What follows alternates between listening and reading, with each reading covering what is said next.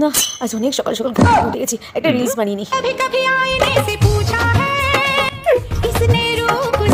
দেরি করে ঘুম থেকে ওঠা আর ঘুম থেকে উঠে ফোন এইটা ছাড়া তো বাবা মা কিছু শিখিয়ে পাঠায়নি গো। তা বলি একটু পুজো করতে পারো?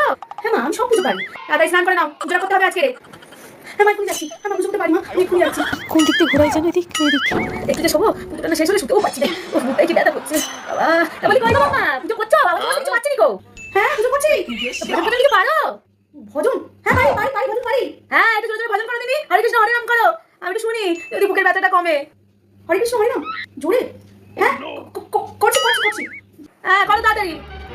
হরে কৃষ্ণ হরে রাম হরে কৃষ্ণ হরে রাম হরে কৃষ্ণ। কি করে दम मारे दम मिट गए हम बोलो शुभ शाम हरे कृष्ण हरे राम हरे कृष्ण हरे